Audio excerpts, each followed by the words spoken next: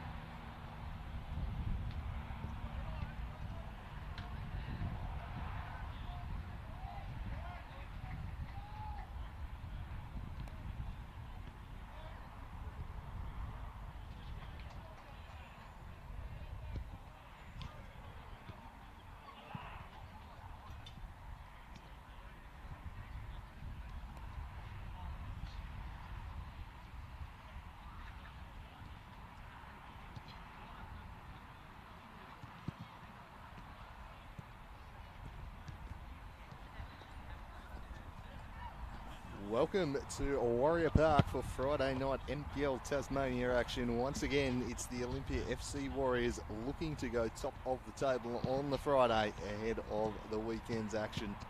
Last week they did that, stayed there for all of 16 hours before Devonport brushed aside Launceston City. This week they will take on the only team that's taken points off them this year in the Devonport Strikers, or beaten them rather.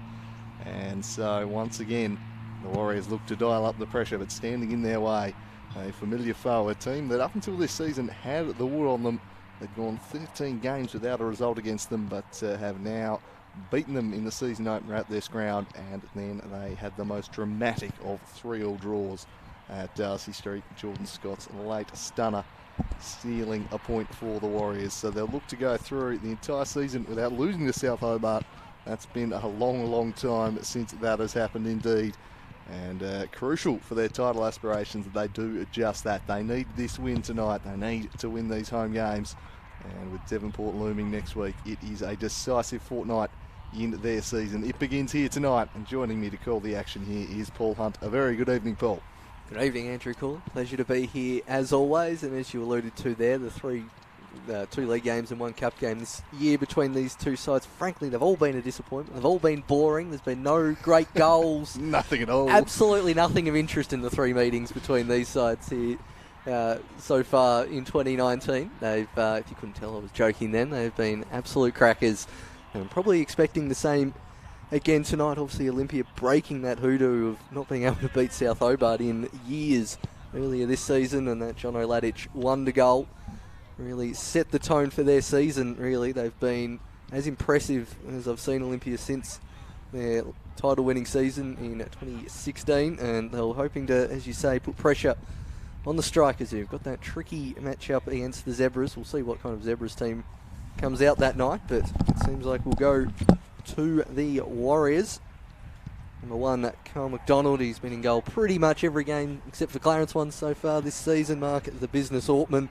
Lucas Hill, we'll expect to see him in centre-back. Jordan Scott, who for mine is Mitzi medal favourite so far. Keep saying he's one of the best in the state. I think he's certainly, that game against Kingborough the other week as well, really put another feather in his cap to be winning that title. Number 6, Nick Mearns, who's been fit all season. Another reason why the Warriors have looked so strong. Paul Stevens, who we'll see in defence. Big Jack Ryan up front. He missed a couple of goals in the last league game here that he on a different time would have scored, and he's in good form at the moment. The return of the king of the Andals, Joffrey Nkoso, a big in after out for a few weeks through injury. The chef Ryan Cook, Bay Kurtz, and for mine a surprise inclusion here tonight, but a quality player nonetheless, Jonathan Malungala on the bench. Warren Wadawu, Jake Thompson, Vandermeer, Austin Yost, and the backup keeper Angus Murfitt. Full strength there, the Warriors. They've got their full squad to pick from there, and maybe Malungala and Nkoso coming in. They're looking to hit this South Hobart defence with pace. Maybe they read the rounds or saw the news this evening and were under the impression that one Dan Brown was going to be lining up for South Hobart. Well, we'll skip to the South Hobart lineup. And you will see that that is not the case. An elaborate ruse played by the veteran South Hobart defender / assistant coach with the absolute deadpan straight down the barrel. Just declared himself a certain starter tonight at the media conference this morning. Said he'd been training for 6 weeks and he was going to play. Couldn't have been further from the truth. He's not even on the bench. So absolutely love that from Dogger Brown. The mind game's beginning early. And as expected, I think Jack Bowman and Hugh Ludford, the central defensive pairing, Adam Gorry at fullback and Toby Havainen at left back will round out that back four. And once again, it's Graham Wright preferred in net. You've got Morton, Laka Seljak and Foley, I fancy, as the midfield three there. And then in attack, Gilly de Souza, I expect maybe to push on a little bit. We'll wait and see how they line up. Like for also will be in midfield, so it'll be quite interesting. A lot of central players in that team, although it's not a ground with much width, so perhaps that's the thinking there. Alex Walter on the bench, he's only probably going to be good for a maximum 45 minutes again. Berezanski, Ken Morton said he didn't want to play him against a physical Warriors team on this kind of a pitch, and same with Casper Hallam, who picked up a knock last week. So that's a very, very central team with Hamlet there, and really just central midfielders all around him.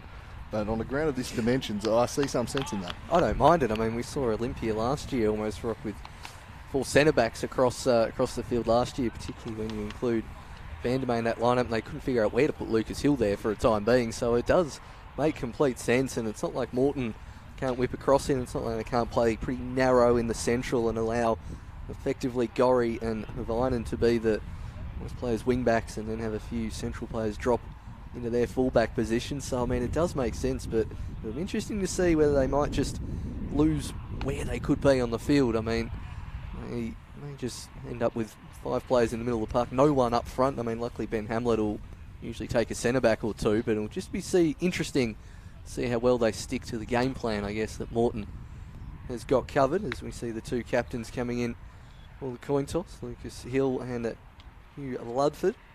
The Warriors have just added in a little bit of a little header into their little routine in the pre-game, the jump up and breakaway. They've now added in a real flair type header into the mix, really taking the pre-game choreography to new heights this week, the Warriors. Well, we saw them, we put the Lucas Hill push-up, puts them ahead of the Zebras incarnation, and now they've really one-upped it again. I think it's really up to the Hobart Zebras on Sunday to add another bit of pizzazz to that if they want to be any chance of winning the weird warm-up circle competition we've got going here. So it looks like Morton and de Souza will take up the wide positions, and I dare say they'll be fairly inside there, but it looks like they're going to play wide, flanking Hamlet.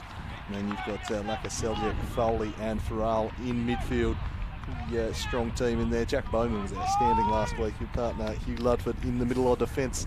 Looks like Kurtz has stepped back into left back this week for the Warriors. The business Ortman at right back. So a few changes here being forecast. Maybe looks like Mearns could be starting wide. We'll have to see how this all breaks out. But we're underway in this massive clash to kick off round 20 of the NPL Tasmania season. The stakes are high between these 2 great modern rivals. South Hobart would dearly love to play spoiler to the Warriors' title ambitions. Dan Brown did say they hadn't ruled themselves out of the title race this morning, but given his form in other areas, I'm not sure how seriously to take that, as this one just deflects out of play. That probably deep down means think they're likely to finish 4th or something dramatic, just the complete opposite. It's opposite day in Dogger Brown's world.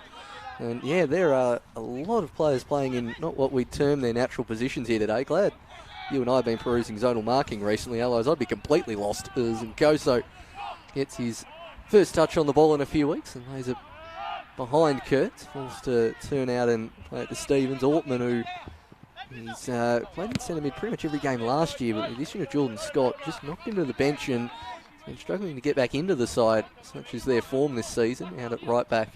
And we have seen him play a fair bit in the past as well, as he moves it down the line. Intercepted by Farrell. Foley. Back to Ludford.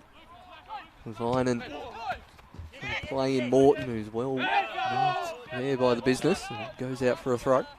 Interesting to see how much attention South put into Jordan Scott. He's expressed a bit of frustration in recent weeks of teams just parking 2 players on him, and it seems a pretty good way to slow down this Warriors team as they try and get in at the back here, but it's dealt with by Bowman, played in, and Ludford bring it under control and take it wide. So it looks like Jack Ryan just sitting a little bit deeper in the early going, and Koso Malungla are the ones who appear to be playing slightly more advanced. Here is Joffrey Nkoso, the king of the Andals. Great to see him back out there.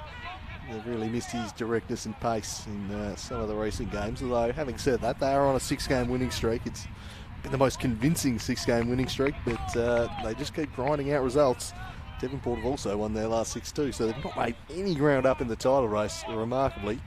We'll see if they can make any this weekend with these top 4 matchups in such a big weekend. And really, this next 2 weeks, it could go a long way to settling the title race. Yeah, it certainly could. Obviously, Olympia going up to Devonport next Saturday as well, so it's a huge 2 weeks for the Warriors. It's down into the Bermuda rectangle in front of us here at the media box. Scott, and just to whack that one down the line. Good pocket of space, Malungala, but that'll roll through to right. And well, we often talk of the narrowness of Warrior Park. It's not the longest pitch either, and so the defenders can just drop deep as Morton goes up against Hill, falls to Hamlet, calls for handball, and the referee has given it against Hammer time. Just going back on that, it's a good idea to use the pace to go in behind a slowish centre back, but they can drop 10 yards. They're almost at the 18-yard box sometimes, so that's not also the most effective strategy. Well, they'll see just how high this South defence pushes up. There is maybe a little bit of a leg speed problem in the defence Olympia are hoping to exploit this evening, as Ludford commandingly wins that one away. Hamlet will give chase, but Paul Stevens able to knock it back to Kyle McDonald, who gets pressured here, and he's turned it over straight to the Morthog, who's going to cut inside onto that right foot, but Lucas Hill able to get a foot in. Here's Foley, I think, making his first start of the season, as Morton works this one across to DeSouza. Really heavy touch, but going back to track that one, young Lucas Seljak. The Archer Bowman now chips it, looking for the run of Foley. Just drifting in was Kurtz. Scott gets bundled over, and Mearns out the back, and he can direct his pass, but Brenton Copra provides the relieving free kick. There's plenty of pressure on the ball carrier in the early going here. A lot of impetus on the closing down. Players furiously charging down the space early on. And we'll see how long that pace can maintain. We expect nothing less out of these two teams in the opening minutes of a game. And that's what worked for South Hobart, particularly in the Lacquer Seljuk Cup semi-final, was really pressing both Scott immediately, but then also not letting Stevens and Hill allow to pass the ball and shift it from side to side. Out the back is Farrell, looks it back to Ludford, breaks it up by DeSouza. He'll probably win the physical battle over Kurtz, but it falls to Mearns. Kurtz, good touch from Winkoso, allowed to turn and play in Malungala. Flag's gone up for offside.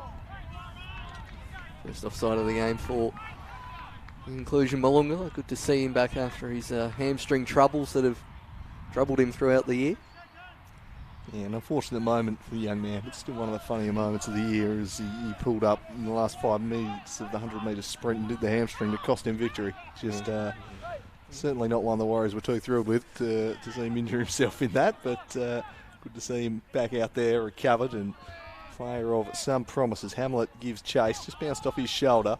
Scott hooking it round to his compatriot, who shows wonderful control there, Jack Ryan, but his pass couldn't quite pick out Malungala. Great hold-up play. It was a real feature of his work against the Knights last week. Not just his 2 goals. His hold-up play was outstanding as Adam Gorry just belts that one over the building here. Got right underneath that one. Of course, was a transfer target of the Warriors over the off-season. Resisted their attempts to try and lure him across here. Stayed at South Hobart as Nkoso lobs it over the top. This will be easy pickings for Graham Wright. Malungala doesn't bother giving chase. Just drops it off for Farrell, immediately back to the Scotsman. Goes low to Ludford. They're trying to play their way out here, South Hobart. Driven down the line by the Frenchman. Straight out of play though. A little bit sloppy on that occasion for Farrell. As he's dropped back quite deep in the early going here. Morton. Comes this one to Ludford, who swings it over the top. And a tough one for Hamlet, so Stevens able to steer away. Rising was like a Seljak. Farrell now brought down to Hamlet, but straight to the former South Hobart chef there and Ryan Cook. Here's Mearns. Now Stevens has a look up. The Warriors look to be going fairly direct here again, as they did against the Knights last week. A lot of short options presenting themselves. Foley's really parked himself on Scott early in this one. He's not giving him an inch. I'd expect he might have special instructions there as turning and going as the king of the handles. He hits the deck, but play on the call from Copper and South Hobart back the other way. Ludford chipping it down the line. Lucas Hill leading back Ben Hamlet. And just now points him there, but Hamlet wins the ball back. Throw in the Warriors' way.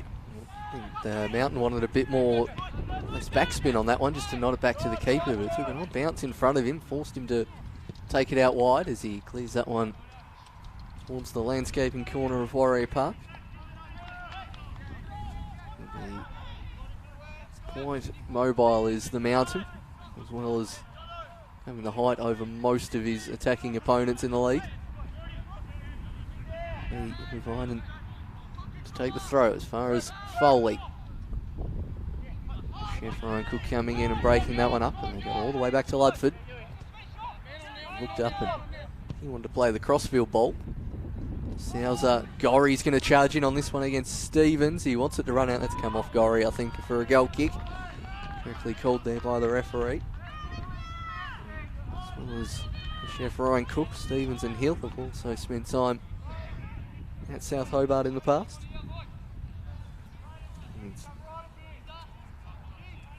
McDonald to take the goal kick. Not been troubled so far in these early stages. Not even a hint of a shot so far through the first 8 minutes. The team really keeping a hold of the ball particularly well, and the team even come close to creating a chance yet, so can only improve as again Scott just lofts this one along. Ludford across. Quite often can be the way on this pitch though, but not a scrappy game till they break open. I think the two games at Darcy Street so far have had goals within the first 10 minutes, and Laddich's from memory was in the 30-odd minute mark. So cagier start here in Warrior Park, but the stakes are even higher than those other previous league games.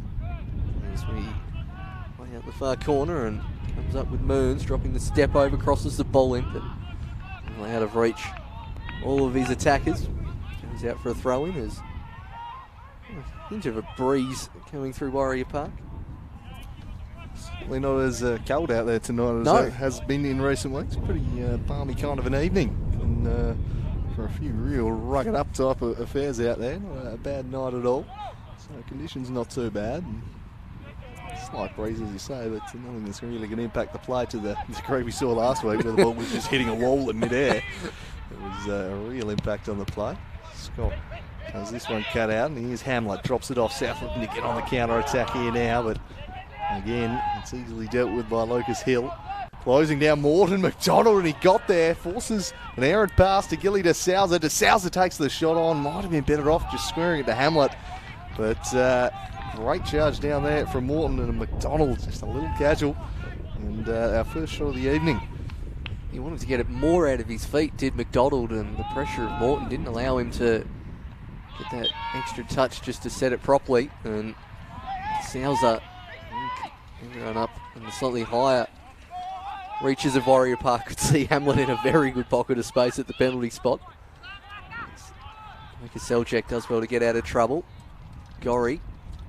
And Koso for company. That's going to take last shot from Koso. Gorry goes sliding in against Nkoso, who's back to his feet already. Foul is given.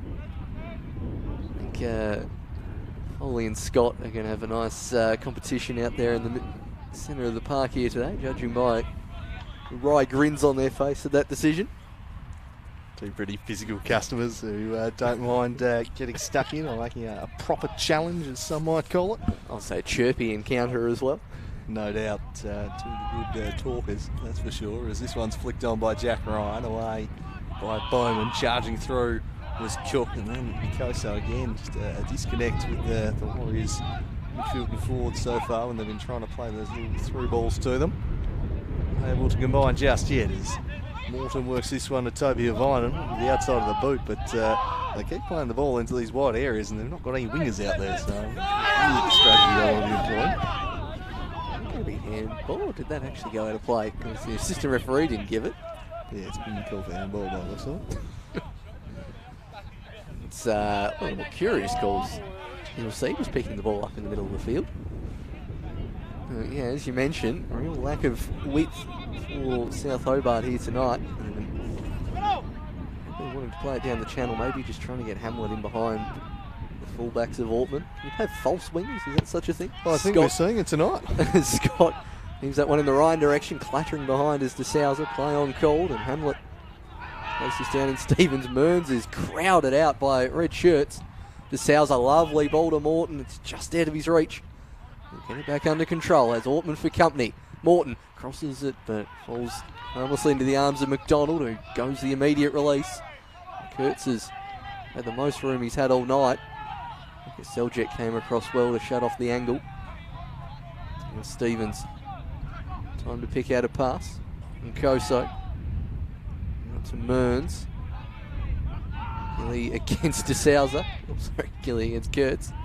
DeSouza, they're going to call that as a foul, and yes they are. Foley going in a little too hard on Mearns.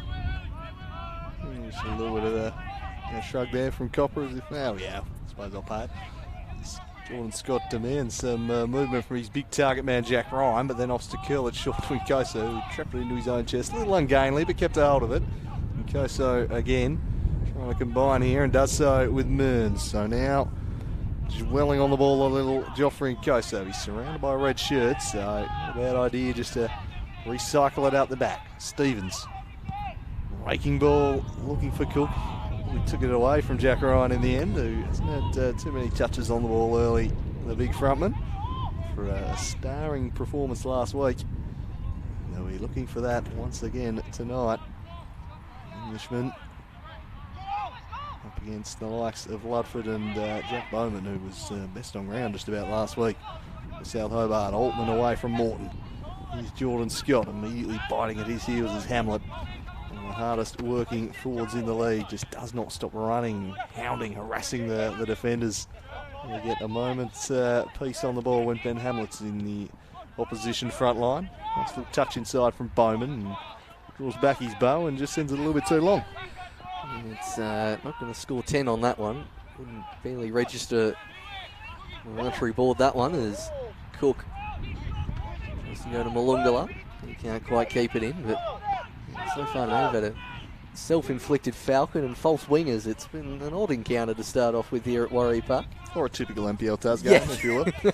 Always something in this competition. That's why we love it. As Foley outside of the boot, Kurtz stoops to win the header and now chips it over the top for Jack Ryan to chase, but it was spinning the wrong way. Need to be the fade on that one.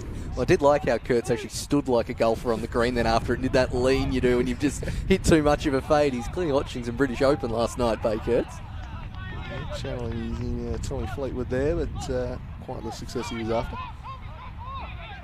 Here's Ludford at the back. Now Bowman. DeSouza. Combining with lack of Seljuk, but he coughed it up to Scott. Looked it on to Mearns, who somehow got past Adam Gorry. Not quite sure how. Oh, well shut down by Bowman again. He's picked up right where he left off, and now he decides to get a bit adventurous and go charging forwards. McDonald under pressure from Hamlet, so he just steers it away to the business Ortman. Up and under, doesn't gain too much territory, and Ludford forward. There was Paul Stevens. Here's Mearns now in a pocket of space for the first time as Mearns. What can he do with it? He just sends it across to Kurtz. Kurtz looks to drive down the line. He's fresh a little bit there, Kurtz. And he won't be able to track this one down. So in the end, another goal kick. And still the Warriors wait for their first chance of the game. Yeah, Jack Ryan has been anonymous so far in this 15 minutes, really. Not sure if it's that slight positional change where he's almost playing as a number 10 role. Hasn't had a lot of the ball as Havainen now gets into a good pocket of space. McDonald's hopefully giving Hill a shout here and has. They've been knocking it long, but not onto his head, the Warriors. Yes. That's the problem. I mean, he's not really been given the service. No, absolutely not. It seems like they're playing a conventional front three at the moment as well, as that's gone long and over his head. Ludford will clean that up all night long. Yeah, one-star Yelp review at the moment for the service Jack Ryan's receiving. He's just got to give him a chance. Saw last week, if you put the ball on his chest, he's a tough customer. Here's a chance for him to make something happen, and he has that one broken up by Gorry. Now it might come back the other way through Foley again. Both teams just knocking the balls over the top, and the centre-backs looking very comfortable indeed out there. I mean, both the respective more experienced centre-backs of both sides in Hill and Ludford are just dropping 5 yards deep and just being able to pick the ball up every time as he's, well, he inadvertently kept that one in and hit it straight to De Souza, who's going to hit it first time. Harmlessly wide in the end. And Gilly De Souza, who's clearly had the shoot on sight already given to him tonight, judging by his first 2 attempts. He inadvertently kept that one in and hit it straight to De Souza, who's going to hit it first time. Low. Did score here in that opening night encounter for South Hobart, what turned out to be the consolation goal. Did lead to a couple of nervy moments at the end for the Warriors faithful. They held on that evening. As McDonald taking his time to collect the ball for this goal kick. Not quite. Doesn't look like he's going to play it short, which is the Olympia way from goal kicks. So they do love to play it as short as possible. And down in the Ryan direction. Gets the flick on. Ludford clears away from Nkoso. It's now Cook charging through. Comes up to Kurtz. Up to Mearns. Mearns wants an option and gets one from his centre-back, immediately pressed by Hamlet. Look at that run from Ben Hamlet, and then Loic Farrell does his teammate no favours after that great defensive pressure up front. There's the ball. Coming back hopefully somewhere more towards the South Hobart bench. Good contingent of their faithful lining up along the barrier down there. Flick on from Kurtz, looking for Malungala. Wants the free kick. I think he's been given it from Copper. There was a bit of a hole back there. It was a bit more blatant than what we usually see the centre-backs try and do. I'm sure he really needed to do it either. But, another free kick in a promising position. Be a short corner, basically. I was just checking that they deleted their corner routines off the whiteboard up here this week. Won't get any secret insight on what Jordan Scott's going on here. Yeah, it's unfortunate. Did enjoy those insights, but they've clearly cracked down on that. So Jordan Scott with a free kick right on the line here. So just tuning in this moment, he's not taking a free corner from really pushing the limits of how far he can get. He is lining up for the free, so plenty of big bodies to pick out here. And he swings it in near post, well dealt with initially, and then it's cleared away. Jordan Scott will have another chance though. Lays this one back and made Mearns chase it, and he's lost it to De Souza. A couple of times he's pounced on those ones. De Souza, Hamlet. He found luck at Celtic, then they were on. They had the numerical advantage. At the other end, it might fall for Nkoso. Bustling through Jonathan Malungala! And Olympia have opened the scoring with their first shot of the night. A scrappy goal. It was looking like disaster at the other end of the pitch. A vital interception in the blink of an eye. It's in the net at the other end. And it's Jonathan Malungala who's handed them the lead. From nothing, to be honest, from nothing. It was Baykurtz's interception at halfway that stopped what would have been an incisive South counter-attack. And then some confusion at the back. Roll back a tad further to see all the deflections going on, but it was Hill and Nkoso's pressure inside the 18-yard box led to Malungala, and on his return, sets home the first goal of the night. A goal really indicative of how the play's been the last 20 minutes, but it's the Warriors on the score sheet as Morton, forever the pantomime villain here at Warrior Park, trying to get in amongst it and make something happen. Malungala is Ludford to try and turn around. He wants the throw in, and he does get it, does Hugh Ludford. Taken to Farrell. Gorry stumbling over thin air. Forced to go back to the keeper. Havinen is in a good pocket of space, but the service was a little slow. Allows Cook to come over and close him down immediately. Be hard pressed to find Gorry. And goes straight down the middle to Souza. Brings it back to Foley. Morton really coming inside to allow that space for his fullback to push on. He gets it this time, does Morton. Tries to roll the business. Hog finally cleared away from his teammate, the chef, Ryan Cook. South forced to come back from behind once again here at Warrior Park. Yeah, as you say, it was about a nothing that looked like creating a thing and just win the turnover. That's how most of the the openings or looks have come in this one have just been turnovers at the back, balls through pressure, and hustled away. And geez, that interception from Kurtz. Hamlet just didn't have enough on that pass. They were absolutely in at the other end had he got a little more on that, Hamlet. And that's the way football can go. Seconds later, suddenly they're trailing in this game, having not looked like surrendering a shot. And we're back to scrappy misplaced passes there. South Hobart look to drive the tempo and take it quickly. Here's Toby Havainen, the hero of the Lacasselja Cup. Foley for Alta Bowman.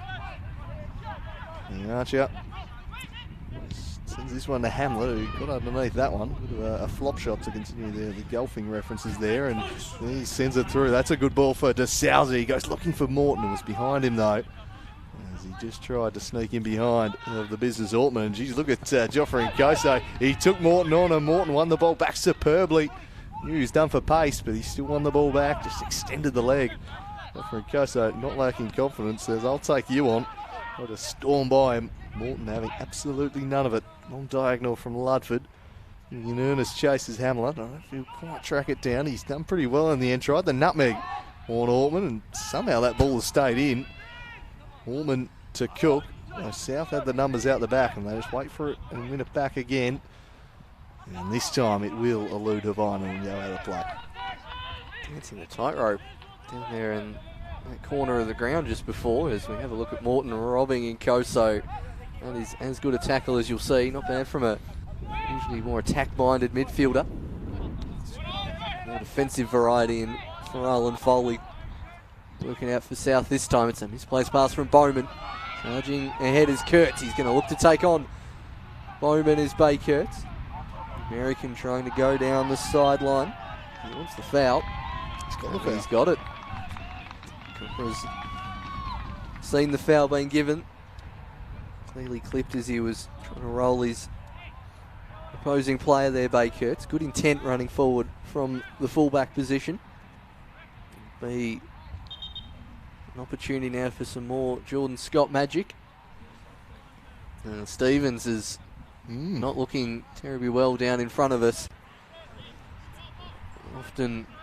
We often see him with a fair bit of knee strapping, is Paul Stevens. You don't see any there. He was sort of gesturing to his groin. Got to assume Jake Vandermeer will be the replacement for him. I reckon they might wait till the next out, given it's just because I don't think Vandermeer's warm in the slightest. No, so certainly seemed to be ready. So Steve's just gone straight into the change rooms. We'll see if they're going to attempt some roving repairs, but he looked like a man whose night might be done. So down to 10 for the time being. Jordan Scott bends this one in, teasing ball, a double deflection, and then away by Foley. Ryan allows it to bounce and just shielded it from Morton. And looked it into a bit of an absent corner there, no one there. Pavinen to the Morthog Morton. Outside of the boot, trying to sneak one into Hamlet. Touch on it from Kurtz was enough, and it'll be brought back. And I think that's just about the first free kick of the game going south. All the talk pre-game was about the Warriors being the physical side. I got the foul count at 6-1 so far. Yeah, well, it's maybe a slight evening up there. It's the complaint we often see in other sporting codes about free kicks given against. A moronic one, yes. Morton whips this one into the near post. Hamlet flicks it on off the post from Hammer time. Like a Seljack knocks it back in. And they've got to watch those runs of Hammer time Hamlet towards the near post. He scored one against them earlier in the season with a very similar run. It was from a free kick a bit further ahead, but he's got the flick on. Curling off the post as we go back to live play, and over the head of Mearns, cleared from Cook. Still haven't seen Vandermeer come on yet for the Warriors as we have another corner cleared away. And then more distance put on it by Nkoso. He's almost flicked it on to Foley, but now Warriors have a chance to attack. Hamlet's onside, DeSouza wasn't. McDonald comes out to collect. So South just starting to turn the screw a bit here at Warrior Park. Great little flick on header that from Ben Hamlet. Yeah, not far away from knotting this one up as Paul Stevens is back on. So it seems like he's had the knee strapped and he's going to continue. So see how long that lasts. Obviously must have been something he's come into the game with. And you're going to see if it just hinders him. But on Ben Hamlet, I'm going to be running at Paul Stevens in the next 5 minutes, I think. This one falls to Jack Ryan, just keels one over the top and chase with Malungla, and Graham Wright puts that several postcodes away, making no uncertainty with the clearance there. I like how the match manager is running around in a great attempt to try and get that. That looked like it went about 3 houses over. Fair belted that. I think we're going to need a new ball there, gents. It's yeah, we've got a new ball introduced. I think we're getting that one back. That's the $200 down the drain. Well, someone might have thrown it back. Anyway, eventually the long throw coming from Altman of all people. Worked on by Foley. Chested down by Hamlet. Turns and looks, but there was nobody ahead of him. So just played it sideways in the end. Adam Gorry with a clever little ball for Morton. Controlled, then played a lovely ball through for Hamlet, and Paul Stevens evidently is all right. Well, he's not anymore after that. He's probably safe to go, but in the process, he's done more damage to that knee. That is a goal-saving challenge, but it might be one that comes at quite a cost to him. He absolutely was testing out the knee on that one. Vital intervention, but he's feeling the effects of it. Yeah, he's not in a good way as Paul Stevens. He's spent pretty much all season with that knee strapped, and then certainly last week didn't have it, which was a surprise. As we'll go back to the corner and cleared by Mearns. Foley was charging in at the near post. I'd still be instructing Vandermate to get ready and warmed up, as Hamlet's just going to keep running at him until he's off the park. Gorry taken to De Souza. Bowman, Ludford should be the target, and is. All the way back to the keeper, Graham Wright. Just keeping possession of the ball for the moment in South Hobart. Might not be the worst idea. We haven't seen either side really dominate possession and string that many passes together as Gorry hops one forward. Stevens. And it's a Farrell. Kurtz. And we'll get the return ball and whack it clear. Morton hasn't gone in late. Ryan directing traffic, and he's lobbed a nice ball down the line to Nkoso. Bowman coming across the cover. Will do his best to win a throw in. Hasn't on that occasion. Another one that could potentially be lost, but yeah, I'd be very surprised if we see that one from Graham Wright before. That's joined Adam Gilchrist's 6 at Belrive Oval about 15 years ago in objects we just won't find again on the Eastern Shore. That pop up on eBay I think so, a few yeah. months later from memory. Yeah, a while later. Some entrepreneur, as we call him, was Jack Bowman's closing speed on Nkoso, pretty impressive moments ago there, was several metres behind him, and he's no slouch in the pace department, the king of the handles, and Jack Bowman was right there and ended up whisking it away from him. Taken short to Nkoso, back to Mearns, trying to shake Luke Farrell there. Another throw in. Nkoso looking for Malungla again. Easily repelled, rinse and repeat here for the time being. Goes a little further afield looking for Ryan this time. Bowman flicked on, away by Toby Havana. Now Gilly De Souza made it to where nobody was, so Lucas Hill able to just roll this one back to Kyle McDonald. Jack Ryan calling for it. He ends up putting it onto the head of Gorry instead. Stevens punches this one. Still struggling with that knee, but soldiering on. You can see he's not a great deal of comfort out there at the moment, Paul Stevens. Looks like he's set to continue for the time being. I mean, Vandermeer's taken the rug off him, but that's about as much movement as he's had on in the substitutes bench. Stevens. Well, I'm not sure what it is, but it mustn't be anything that they're worried about long term. I'm assuming it's just the knee injury he's had all the time, but, you know, I'm not a doctor, mate. There you go. You've been waiting to get that one out for a while. Love your work, Vince, as Kurtz gets in front of Hamlet. Over the head of Malungala to Souza. Good pocket of space on the far side for Toby Havainen. There's Lakaseljek inside, goes back to De Souza. Morton's waiting at the back post. Went to Havainen, and they're going to call it against Toby Havainen. That's just bringing that foul count more out of whack. Do you think that's going to be a sub?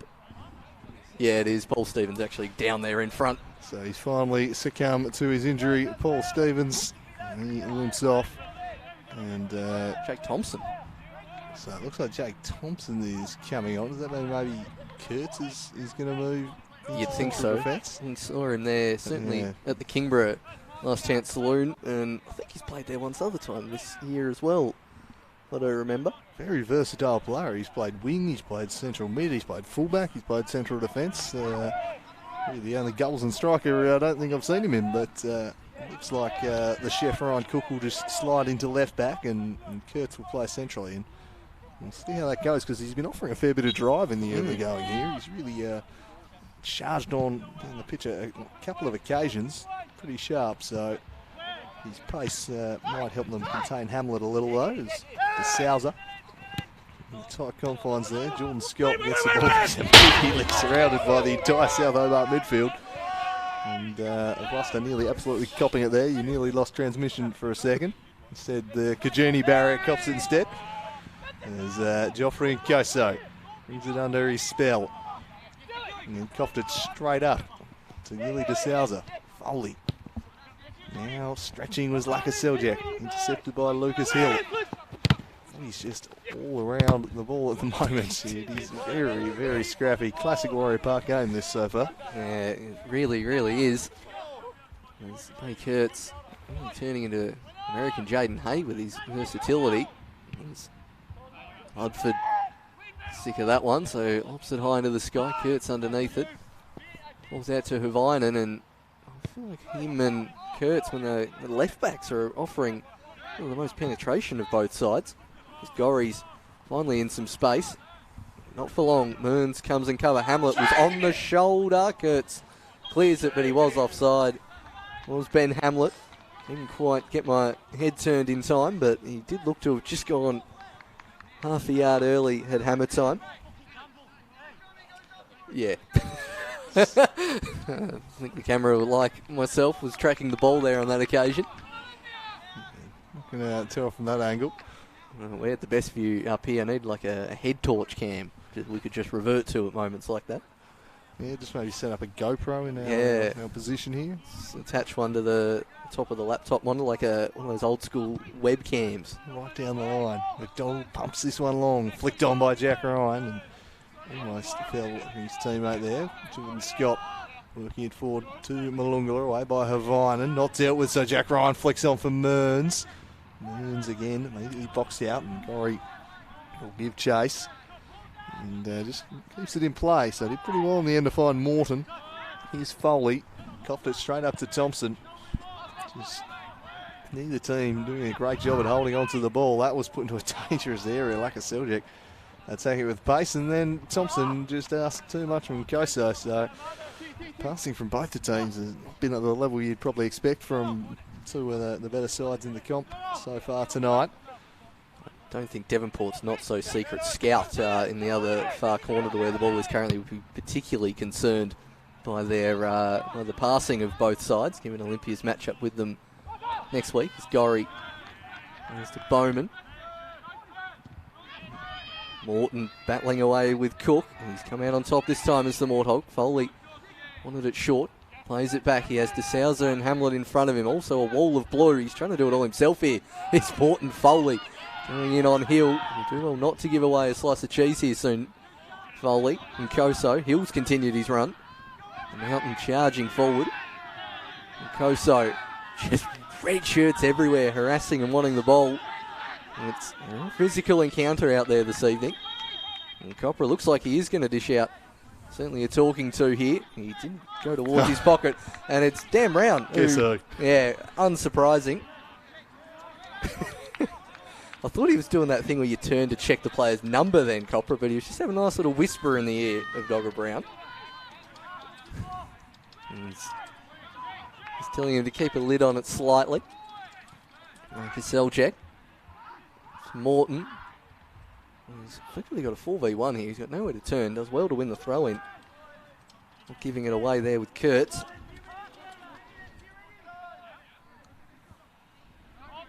So in the Bermuda rectangle down here. Cleared out to Farrell. Gorry. Just about puts it on the roof here. And just what we were talking about before with the head cams. couldn't do it at many grounds, but Warrior Park with this long area up the top here, one of those cameras you have for a 100-metre race or the long jump where it just tracks and goes along there, be great for offside calls. Yeah, it's a possibility. Could get one installed on the roof. As this one's brought down by Hamlet, did nicely, worked it to Foley. De Souza with the back heel. Ortman sees that one away from Morton, and now Jonathan Malungula, the man who has the game's lone goal from one of the very few chances in a fairly dour first half here. Scott and Foley again scrapping away in the midfield. Fell the way of Nick Mearns, who turns and put the outside of the boot, picked out only Hugh Ludford. Malungula and Koso. Again, South Hobart bodies just forcing the turnover, and then they knock it long. Here's Hamlet, lifting it over the top. Kurtz wants it down to Scott. Back again to the American Kurtz. Swings one in the Malungula direction. He lost sight of that one behind Farrell. Wasn't expecting it to get through to him. And two South Hobart players, I think, fouled. I thought Farrell fouled Havine, if anything, and Jack Ryan just stood there. But Olympia have got the free kick. I'm going to assume it's high boot. It's the only thing I can realistically think of there. Nah, very fair shout. Yeah, I thought it was Toby Havine coming in from the side. He definitely clipped his own man, Yeah, though. he definitely got him as well. Very fair shout, though. Two high boots, if anything. It was Jack Ryan just stood there and went, okay. So here's Scott, lofting it into the box, steered away by Adam Gorry. Might fall for Scott to volley it. That was blocked away, didn't quite get the purchase he was after. We know he's more than capable of the spectacular. That's a lovely ball for Gorry. Continued his run. Former teammate Ryan Cook shutting that one down. And Gorry, he's a couple of dangerous balls when he's charged in on this right flank, but otherwise haven't seen too much of him. Here's Toby Havinen. Hobart attacking a little more down this flank as that one's straight again to Ryan Cook. And then McDonald steering it away. And as we approach 5 minutes left in the half, it's still the Warriors holding sway thanks to that Malungula goal. As Bowman tries to pick out a pass, Foley leaves it, goes to Hill. John Scott, probably the most time he's had on the ball so far was that pass he was able to play to Mearns. As we see there, Morton gets in front. Cook wants to relieve some of the pressure, and Bowman is happy to mop that one up. Graham Wright, who, despite conceding a goal, hasn't really had a great deal to do in this first half. Souza to Toby Havinen. The Warhorse, Hugh Ludford. Hamlet, Foley furthest forward centrally for South at the moment. That's the direction they go. Mearns, great challenge to get it away from De Souza. Nick Mearns out to Nkoso, trying to jink past Foley. Didn't commit the foul, then Foley. That's a good ball in behind towards Lakaseljack. Kurtz showing that pace. Also used to coming across and covering as a fullback, doing it there from a more central position. Gorry. There's Hamlet going towards the near post. Kurtz clears. Ryan, again, not really able to get a touch on the ball. He's the target man. Bowman. It's static up front from South at the moment, and look, to be fair, that's about what South's movement deserved there from Bowman, who didn't have a great deal of options. No, there's not been a lot of options. There's been a lot of knocking the ball along and turning it over. I don't think the Macaroni Stallions will be shaking their boots if they're tuning in to this one so far, but you know, we often see these type of games at Warrior Park, and if it's just a psychological factor, it just changes the way teams play a little bit. So there's no reason the passing should drop to the levels we've seen so far in this first half with some of the quality players we've got out there. But the other factor is the zip on this Warrior Park pitch. It's the fastest track going around, that's for sure. As this one's looking for Adam Gorry. Nick Mearns just drifts in, flicked on by Tom Clancy's Jack Ryan, and burrowing forward Malungula, and free kick blown South Hobart's way in the end. And Bowman hooked up. Again, nothing really on for the quick take. And Gorry wants it, and he swings it out to Toby Havinen in space. Brings it down, looks to play the 1-2 with De Souza. Does so beautifully. Cuts it back for Foley. First time, and a good save. Palmed over the top from McDonald. A strong palm. A fierce shot there from Foley. And McDonald proving it's equal. They're going to take that corner really quickly as Gorry wants to whip it into the box. Hill comes up and clears. Kurtz Out to Cook. They finally get it out of their 18-yard box. But yeah, great shot by Foley. Thought the touch to him was hit just behind him. Stretched to get it and got very good power on it. McDonald wasn't too far out of his reach, but convincing punch over the bar. And really, he's been the busier of the two keepers. Here, really, the Warriors have only really had the one shot for the one goal. McDonald has been called into action as Bowman gets very lucky on that occasion. DeSouza's hiding behind Ortman. He's going to continue to press. Foley knocks it back to Farrell. Like a Seljack, who I think started as a centre mid, but him and Morton seem to have swapped spots in the last few minutes. So Morton plays a lovely through ball to DeSouza. Hamlet's on in the middle. Looks for Hamlet over the top. Like a Seljack puts it over the bar. Running into the box. Good head of steam on it, but just could not keep it down, the youngster.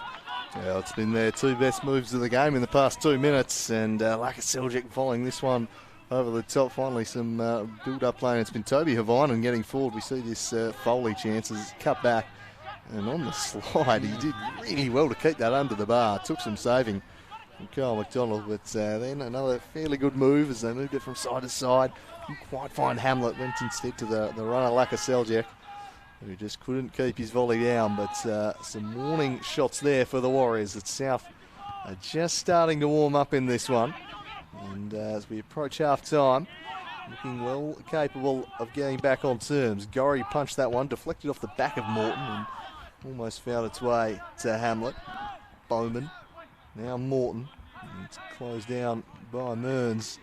So I think Olympia would happily take the half-time whistle here, just to settle things down a little.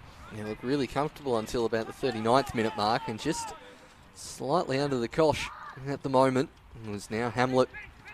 Controls it. Havainen again in good space. Couldn't quite get it out to him first time, but Foley does it now.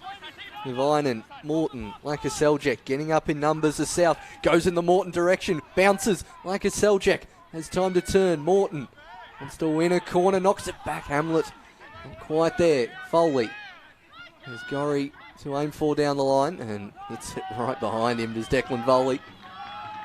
Another promising move for South. It is a lot more like the South Hobart style of play we're used to. Just that move, bringing Laka Seljack out wide. As Mearns calls for this one over his head, over Ryan's as well. Thompson finally gets a touch. I don't think I've called his name since he's come on. And now Ryan's the Falcon on and Koso. Mearns. So the goal scorer Malungala. Goes central. Ludford gets a toe in. Fall to Hamlet. To Souza.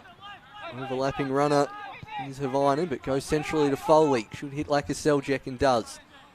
There's Cook up ahead and not a lot of support. And Koso uses his body well to win that one. Down the line where Malungala wanted it short. And it's really been a total of the tape for the Warriors in an attacking sense as Bowman lays a terrible back pass to Wright, who I think's done well to win a throw-in on that occasion. Yeah, Copper signalling throw there, so perhaps one last chance for the Warriors, who've had a grand total of one shot in the ball game, but that has them up 1-0 here. Nothing Malungala taking the chances. There's the aforementioned scout, Nick Allen, just trying to disguise himself, well, probably just trying to keep warm more realistically, but be a very keen observer. He'll be too fussed by what he's seen thus far. Long throw, comes into the box, flicked on nicely. Worked on again by Thompson. Malungala will track this one down. Just try and win a corner. In the end, they did a pretty good job to shut that one down to Souza. Look at the clock, they've probably got time for one more throw here. Can't imagine there'll be more than one added minute. Even when Stevens was injured, it wasn't too long, and there's been a whole lot of action outside of that. Got to add the standard one copper a minute. Yeah, for first half, that is. Well, he was a bit disappointing on the extra time last week, Brenton. He was a bit more normal with it rather than being wildly liberal as he normally is. As this one's swung in, didn't beat the first defender. And they might get another one here, so just peppering the box with throws, but not quite getting the purchase they need out of the business here. Can he fling one in a little bit deeper? That's a slightly better delivery for Jack Ryan. Holds it back for Scott. Thompson, clever ball. The cross will come in. Can he pick out Nkoso at the back post? Just over his head. Worked it back in, but the foul had been blown, and I suspect that might be just about that for the first half here. No, I mean, he can blow it now if he wants to get a copper, but he's electing not to, so letting the half continue. That one's short towards Ludford. If there is time where they probably should play a long ball south, it's about now. Bowman. Another look at the watch from the referee. That's a Gorry. Farrell. Turned over to Cook.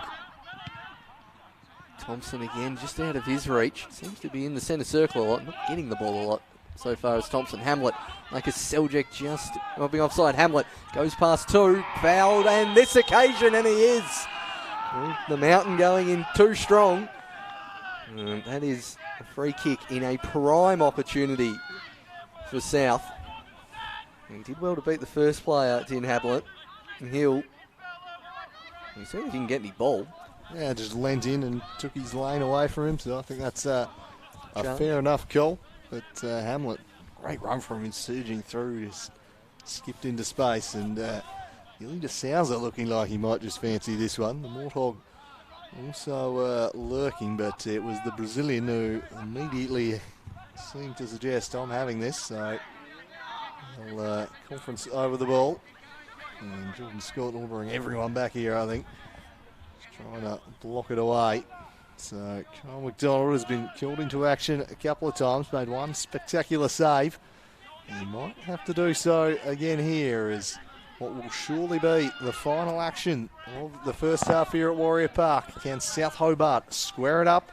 Looks like it's going to be the Brazilian De Souza. No, Morton does the dummy. So it is De Souza, and he goes low straight into the wall, although not dealt with. A blatant push there from Foley.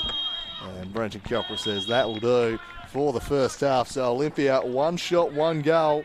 Oh, it's been the story of their last 6 weeks, really. It's not been the most convincing of performances, but on the scoreboard where it counts, they currently lead this ballgame. And when you're playing Friday night football in the depths of winter, they're the kind of wins you need. As we have a look at that goal, and just a real mistake at the back of Einan and Koso, Hill all involved, and Malungala finally puts his foot through it and hits the back of the net. It is really the only time of note Olympia got anywhere close to troubling Graham Wright's goal, but sometimes that's all you need. Their defence held pretty strong. A couple of little clumsy challenges in that last 5 minutes. South really worked back into the game, showing a lot more promising signs, a lot more what we're used to from South, but they've got it all to do in the second half. Going up against the Warriors, who lead 1-0 in this second half, and we will leave you for a bit of a break and come back with an enthralling second half that awaits us.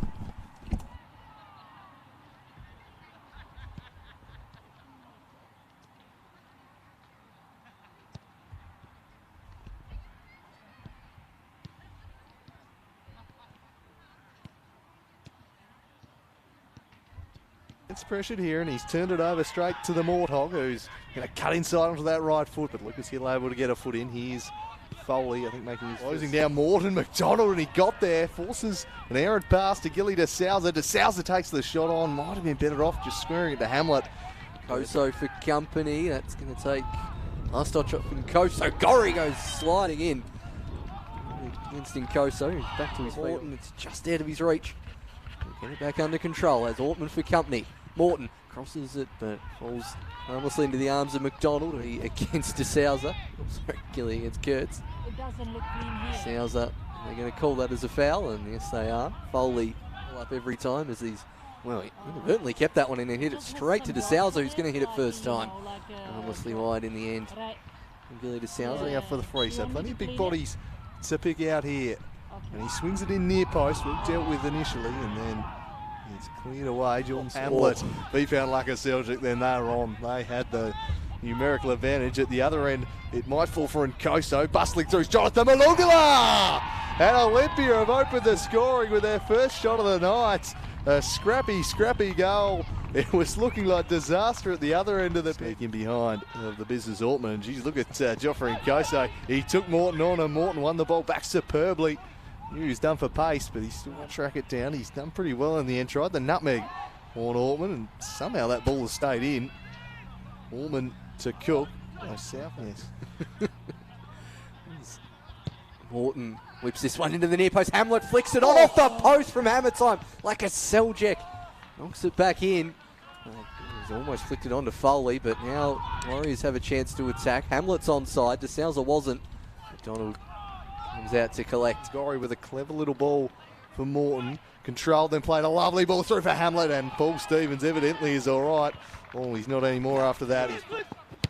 He's just all around the ball at the moment. He's very, very scrappy. Classic Warrior Park game this so far. Yeah, This one's brought down by Hamlet. Did nicely. Worked it to Foley. De Souza with the back heel. Altman sees that one away from Morton. Go that direction. He lost sight of that one behind Farrell. Wasn't expecting it to get through to him. And two South Hobart players, I think, fouled. I thought Farrell. He swings it out to Toby Havana in space. Brings it down. Looks to play the 1-2 with De Souza. Does so beautifully. Cuts it back for Foley. First time and a good save. Palmed over the top from McDonald. A strong palm. A fierce shot there. Through ball to De Souza. Hamlet's on in the middle. Looks for Hamlet over the top. Like a Seljack. Puts it over the bar. Running into the box. Good head of steam on it. Bounces like a Seljack. Has time to turn. Morton wants to win a corner. Knocks it back. Hamlet not quite there. Foley. Like a Seljack just being offside. Hamlet goes past two. Fouled and this occasion, and he is. The mountain going in too strong. So Morton does the dummy. So it is De Souza, and he goes low straight into the wall. Although not dealt with, a blatant push there from Foley. And Brenton Copper says that will do.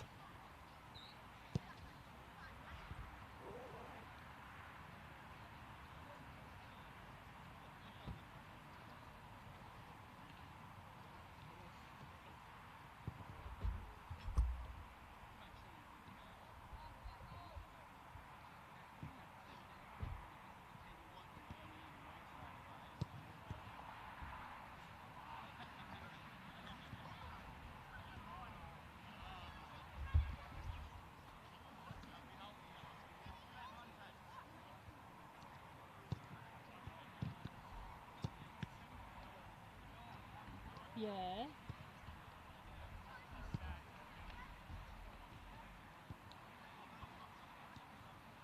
Yeah, 7.4. 7.4.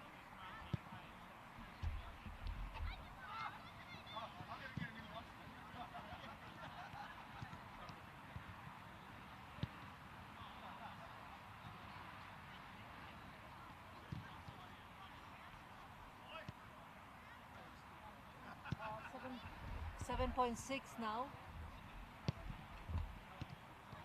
Oh, back to 7 point. Okay, back to 7.4. Oh,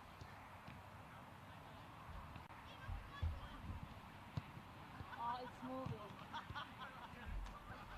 It's moving all the time. Yeah, 5, 4, 6. Yeah. Is it okay?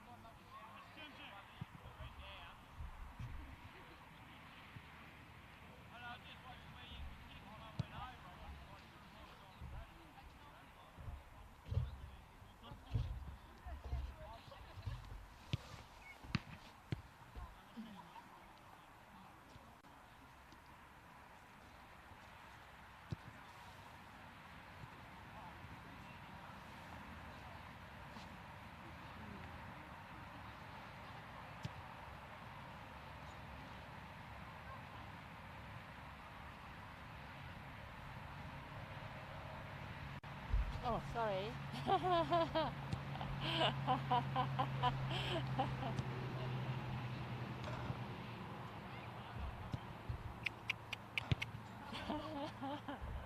I like this. Tilly, tilly.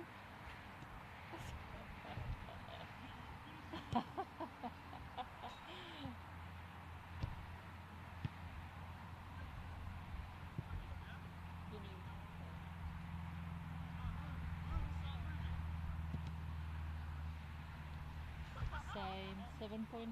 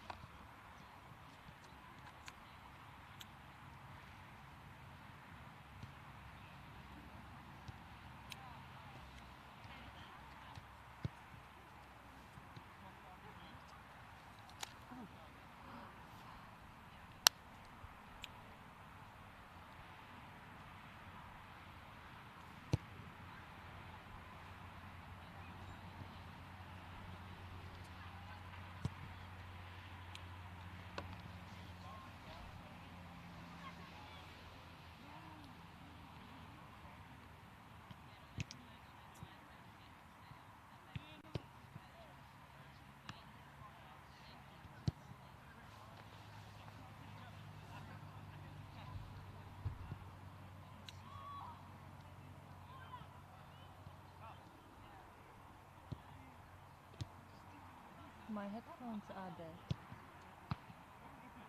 I do, I changed them before, it just suddenly stopped by itself, so I'll change it back to the old batteries and see if it will help.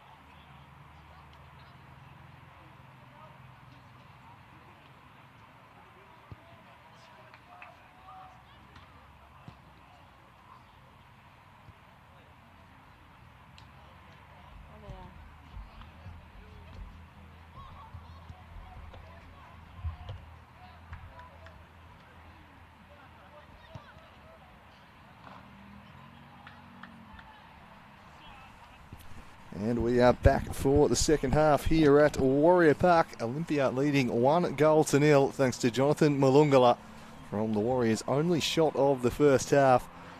And South Hobart, in the last 10 minutes of the first stanza there, were really pushing on, starting to look a little bit more threatening. They'll look to pick up where they left off. The Warriors, despite being in the lead, I suspect might want to change things up a little bit. We'll see how they line up for this one. There's been a few players in different positions to what we're probably accustomed. We've had Thompson in midfield, Altman at fullback. Kurt started at fullback. He moved into centre back. And certainly I think they'd like to get Jordan Scott on the ball a little bit more. Foley's been shadowing him pretty relentlessly throughout. Can't see any personnel changes out there. So as you were, as we prepare here for the second 45, Brenton Copper ready to get us back underway. A reminder, of course, if Olympia were to win tonight, they would go back to the top of the NPL Tasmania table, with Devonport having 2 games in hand. One of those coming against the Hobart Zebras on Sunday. The only team to have beaten them this year, although they were travelling a little bit better in terms of form at that time. So a huge weekend of NPL Tas, and we're into the second half of game number 1 here at Warrior Park, Friday night football. And Jack Ryan swings it out there to Nick Mearns, weaving his way through his Mearns and taking the shot onto the woodwork. Thompson chests, and it's wide of the mark. He's nearly lobbed him with the pecs. Oh, what an incredible start to the half. That would have been Nick Mearns. Absolutely crunches this. Nick Mearns. Coat of paint denies him. He's hit that like a rocket, Nick Mearns, thundering off the crossbar. And again, we saw the Warriors 1 shot, 1 goal there in the first half come from pretty much nothing again. Something from nothing, a bit of Mearns magic. And nearly giving the Warriors a 2-goal advantage right off the bat. Just Sousa Ryan leading. One of them was leading with the forearm. And that will go South Hobart's way. Cracking shot from Mearns. The pace he hit that in the crossbar is still rattling down that end.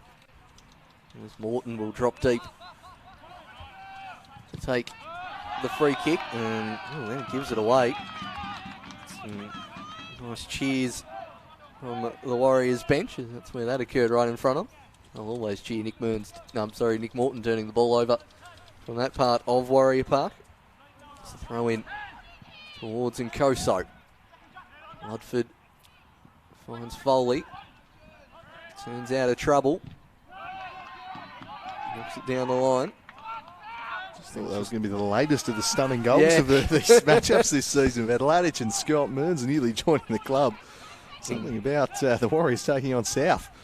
Nkoso as well in the FFA Cup. Yeah. Go in and vote in that, and we'll try and do our best to make Nkoso the goal of the before the round of 32 competition. I think all he needs to do is get Gabriel Marcage on board. He's a man who knows how to rig a goal of the year type competition. Gabby, if you're listening, which we definitely know you are, please help us out with that one. Storm the FFA Cup social media for us. Matty Sanders, I think, also pretty good at Grunwald as well, I think, got a few American votes that season on board. Unfortunately, it's the Warriors' rival is still down behind the play at the moment, is Joffrey Nkoso. We need to see if the Warriors can rally the international community. But Nkoso now, he ordered off we're being told to come get some treatment here. And just had a little coming together with Foley a minute or so earlier, and he's still struggling from that. So it's actually Malungala rather who's struggling with it. So hopefully he'll be right to continue the goal scorer here. We had 1 player off with a knee injury tonight, and Paul Stevens, who's replaced by Thompson, but he's going to be all right to continue. I think really just couldn't be bothered getting up. It certainly looked like it. Didn't even get the magic spray. Just had a sip of water. Didn't even all the usual physio tricks. Well, no, he's off for Austin Yoss. So, okay.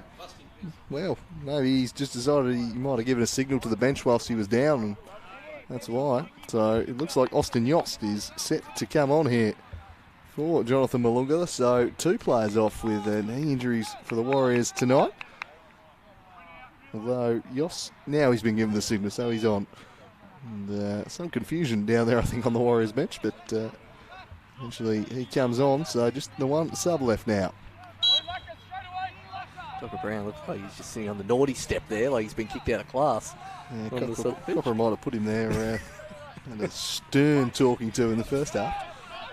It was Kurtz sizes up an option. Scott really wanted the ball, but what Kurtz saw was that Foley was about an inch behind him. It's DeSouza. He finds Foley, who goes from the outside of the foot. McDonald quickly off his line. And he's going to go what I like to call full Kenneth Perkinson here, the Lions keeper, who's an expert artist at just taking up every possible second as a goalkeeper and doing it at every possible minute of the match. As Koso can't beat out Ludford in the air. Farrell. Scott leading with the hip. Morton will see that one out for a throw. So in the first 5 minutes, haven't quite seen an improvement on the passing accuracy ratio from the first half. It's Farrell battling with Ryan. Ludford under pressure from Nkoso. Morton's got time to turn. Don't know if anyone gave him a shout. Ortman manages to win the throw-in for the Warriors. As Thompson seems to have slogged into the centre of the park. Yost might go up top. We'll see how that Belongula change will change how the Warriors are playing. It seems like they've got a lot of midfielders on the park as well, similar to what we were talking about South at the start of the game. Morton to Sousa. Scott concedes a throw. And South, Foley thought about taking it quickly to get him on the break, but the opportunity didn't arise. Taken to the Morthog. Passes back to Ludford. Gorry and Havainen as good outlets for South earlier, and that's the direction they go, and Gorry just lays the shoulder in on the Warriors player. Well, we know Declan Foley's moved over. A bit of come nights action there, and it looks like Mearns is in a world of hurt. He'll be looking for the number of that truck when he gets up here, Nick Mearns. Adam Gorry arguing his point, but a pretty easy one for Brenton Copper, that. Nick Mearns absolutely clattered. It's been a pretty physical game out there as we have a look here. Just second of the ball, and in the end just not by much. Through. It always looks worse in slow motion, but bang! Absolutely clobbed him in the face, and just, there wasn't a whole lot he could do. Momentum, two players attacking the ball, one got there momentarily before him.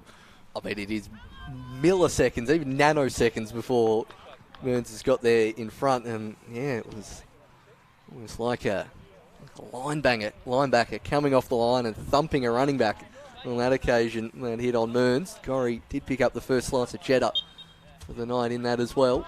Does always look a lot worse in slow motion as Scott has put a bit too much on this one. Comfortable there for Graham Wright. So this one has DeSouza up against the business Ortman. He just strikes that one into the South Hobart bench. Nick Mearns appears to have shrugged it off and is continuing on. He'll get the ball here and chests it down. Can he pick a pass now? He puts it out in front of the king of the handles and Koso, and easily dealt with by Bowman. Just safety first approach there from the Archer. So was throwing about to be taken. Long throw. Chested down there. Ryan Koso weaving one way, then the other. Just worked off it by Lakaselchek, who then takes a bit of a swan dive there, trying to buy the free kick. Copper says he can have a throw in. No, maybe he has paid the free. I thought he'd just gone the throw, but don't actually think he signalled for it. But anyway. I'm as shocked as you are. Well, he didn't anyway. They're going to take the free kick. I think, whatever. Belted long by right. Handed down, controlled by Hamlet. Lost it to Scott, going through strongly again was Foley. He's an absolute wrecking ball in midfield, that man, Foley, and he's not given Jordan Scott an inch of space on this ground this evening. He's been right up in his grill every time he's received the ball. Switching ball, a poor one, although a heavy touch from Ortman took it back into a very dangerous position. Falls to Nick Morton. Clever little pass to the overlapping Gorry. Drills across into Hamlet. Steered off the line by Lucas Hill. And the Mountain getting back to save the day there. As Gorry in full flight overflowing south. Starting to have some success from wide areas in this one as this game's worn on. Oh, that's a very late challenge. And that's going to be a card. And a slice of cheese. And he is Down on his knees, Nick Mearns, disbelieving, but just it seemed late to me. Yeah, on first look, I mean, I was just more taken aback by the slightly dramatic style that Mearns was unhappy with receiving that slice of cheese, crumpling to his knees in a heap. And we'll have a look at that on replay. He probably has got the ball there. Yeah. And didn't come in from behind on Gorry, so not quite sure what the referee's seen, but what we'll see here is Morton looking to whip this one into the 18-yard box. Plenty of jostling going on. Declan Foley up against Jake Thompson being the main one. Morton swings it towards the back post. Knocked back in centrally. It's in the back of the net. Turning it home, it looks like Lakaseljak has managed to hit that one into the roof of the net. And South are back on level terms. Well, it had been coming here as Nick Morton bends this one in to the back post, headed back across the face by Farrell, and all on his own is Lakaseljak. What a redirection. That is fantastic stuff from young Lakaseljak. Just bending that one in. That's a great finish from the youngster. And South Hobart back on terms and on the balance of play, you'd have to say well deserved. Yeah, I do think this game deserves to be on level terms, particularly with how South have managed to press the Warriors and the few goal scoring opportunities we saw at the start. That's a handball from Foley, who has got to be riding on about 5 fouls now. Must be getting pretty close to a slice of cheese. Wright wanted to put that one the same one as where the other ball was, but completely shanked it. And the intensity of this match has just picked up a notch here in this second half.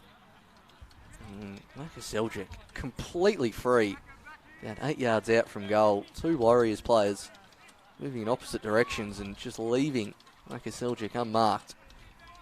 This will be Cook to take it to Thompson. When he's up against Morton, has a shot at goal right down the throat of the keeper, Graham Wright. We'll launch this one early. It's going to go over the head of Kurtz. One bounce. Hill, Hamlet still charging after it, going up against McDonald as he fouled the keeper there, surely. Just got his arm a bit tangled. Did Hamlet. But that's the kind of press we expect from Hammer Time. He'll chase down everything. And you can see he got it out of the way of McDonald the first time, but showing a good bit of wheels there as McDonald, and yeah, just had a bit too much of the arm. Did Hammer Time. McDonald in line towards Mearns, still battling away with Gorry. Good turn from Yost. Crossfield bowl looking for Ryan, but Wright will claim that one, and both sides just looking to play a little more urgency here in this second half. You can expect the urgency to certainly lift from Olympia now. They need to win this game tonight. A draw won't do them any good at all. And I'll tell you what, if Nick Mearns was furious about that free kick initially, I'd hate to see what he's feeling after it went into the back of the net. Live in play, I thought, yeah, it was a late challenge, but the replays show, yeah, he did get the ball there, so tough one on Mearns, but that still doesn't excuse the terrible man marking from the set piece. I mean, you can't leave someone all alone at that range. Everyone got sucked into the ball there. Lakaseljak just held his spot. It was a very clever finish from him. And back on terms is this ball game. He's Jordan Scott. He's brought down. That should be a free kick. No play on, apparently, as Morton strokes this one through for Hamlet. Turning to De Souza. Now Foley. Moving back the other way. Couldn't get around the business Ortman, though. And it's going to be brought back. And I think Brenton Coffer's just going to try and calm things down here a little, because this game just threatening to boil over. And surely this is the last warning for Declan Foley. I mean, one way to potentially calm the game down would be to card Declan Foley. It might help. It's just an idea. He's got to be nearing a booking. He has barely left the side of Jordan Scott, and even then, as soon as he walks back from the referee, just puts his arm around the shoulder of Jordan Scott and just lets him know he's still there. It's been a real man-marking role from him. As the long ball comes in, falls out the back for Joffrey and Koso. Lets it run, confident that he'd get the corner, and he does. So the Warriors with a set-piece opportunity here. Striding across. Here's the Englishman, Jordan Scott. The Warriors send the cavalry forwards. They need a win here tonight. They've got to push on for another goal now. They've ceded the lead again. Bends it. Oh, Mearns all alone near post. Heads wide. A free header. And then it was South Hobart with a questionable marking here. Great ball this from Jordan Scott. Gave Mearns every chance, and he probably should be doing a little better here. Oh, stronger word needed than questionable. There's no one within 3 metres of Nick Mearns, and he maybe just drifted a bit too much towards that near post. But yeah, all the time in the world just to set it and try and glance it, if not towards the near post, at least flicking it on towards the far. And again, the marking, both sides now, going to sleep a bit here on Friday night. Sousa plays it back to Farrell, and a crucial toe in there from Ortman. Huvinen was in on there. Quick ball retrieval there from Alex Walter on the sideline. That's it. Hamlet, intercepted by Thompson. Ludford. A bit more distance further forward than that one. It's gone out towards Mearns, who's battling away with Gorry. Mearns showing no ill effects with that one before and tried to find the runner Ryan. Only found Ludford. Out to Seljak. Rising high with Cook. Scott comes over as the second defender and goes through a few South Hobart players and does win the foul for that clip he received. He's not been able to have a huge influence on this game, Jordan Scott, and that tactic, it seems like to be an NPL Tas-wide tactic of sticking at least one player on him at all times. Seems to be doing the trick so far here, but as we saw down at Kingborough, sometimes, and indeed against South Hobart, sometimes he does his best work in the 90th minute. Yeah, you don't want to go giving him any space later on in the game to shoot from range, that's for sure, as Morton tries to come through. Hamlet kept a hold of it really well, then slides one through, looking for De Souza, but Jordan Scott was alert to the danger. Perhaps if they're going to take him out, as meanwhile McDonald's just coughed it up in a dangerous position here to Morton, and they play it off Scott for the corner. I was just going to say, maybe if he can't get into the game in an offensive sense, he might be better off just dropping deep and doing the defensive work. And then just giving his keeper an absolute bolking like he just did then, which, to be fair, slightly deserved. He was under pressure there, McDonald, and another opportunity for South from the set piece. It'll be Morton to swing it in a low. Hamlet let it run, scramble in the box, and it's going to be out for a goal kick off Foley, I believe, who had Jack Ryan for company. A teasing ball that rolled into a dangerous area there. Olympia struggling a little bit to defend those crosses into the box in this half. As the game's worn on, South have certainly looked the more likely team. Olympia really haven't had a lot to speak of in the way of chances.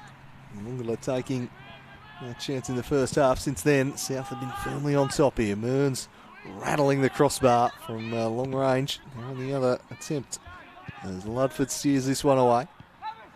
And the Mearns header again moments ago. Here's Gorry.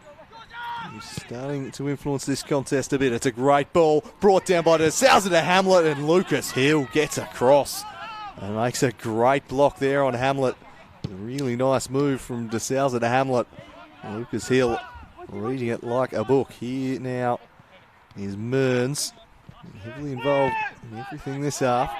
Did really well to scoop that one into the middle where he found Yost. Clever play there to find Mearns. Look away pass to Joffrey and Koso, who has not got the throw in there, so Jack Bowman did it cleverly.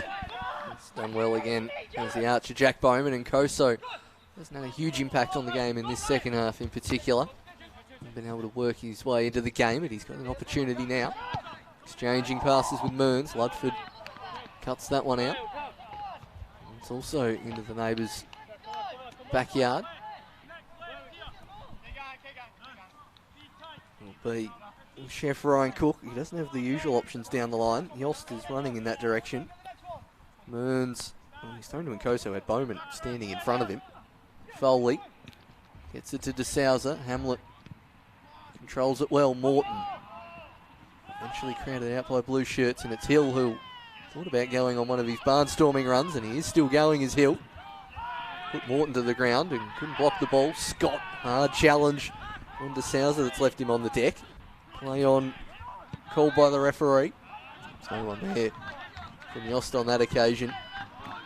Just expecting the run of Thompson there, I think, but Look, there's plenty of chirp happening down here at the moment. There is plenty of physicality.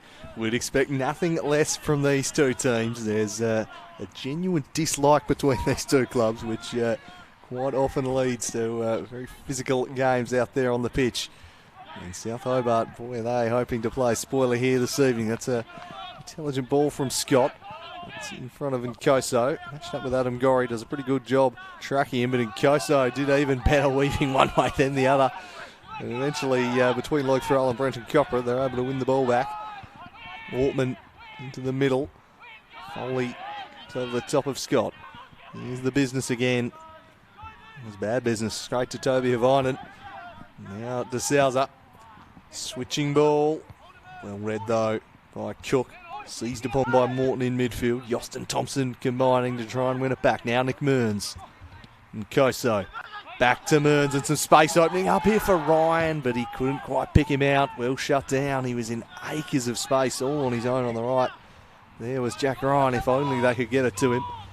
And Lakaseljic tries hard, but can't quite track that one down. Jack Ryan looks up towards the sky. He knew how good an opportunity that was if the ball was threaded through to him. It was really the first time he's managed to get in behind the defence, and it was inches away. But on this occasion, it'll fall.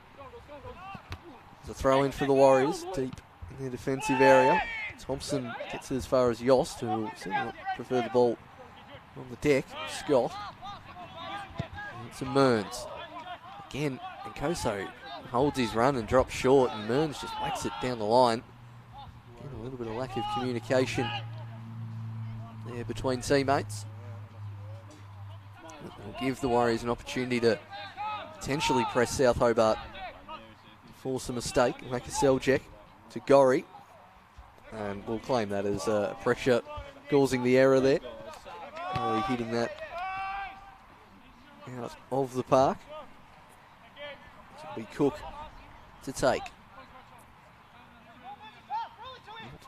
A huge range of options, but gets Mearns, who's got time to turn. Scott.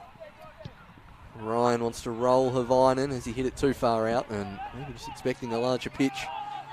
There was Jordan Scott. 66 minutes gone. The second and third place in the NPL Taz are at 1-1. Ortman. Havainen. Mearns gets down low to control and beats two. Thompson plays the return ball. Foley comes charging in, deflection shot. That is right. In all sorts of trouble. He had his body in front of it, but you could see that one deflecting off into the back of the net, but just had enough behind it. Did the keeper. Mearns' shots from outside the 18-yard box have been a real threat in this second half.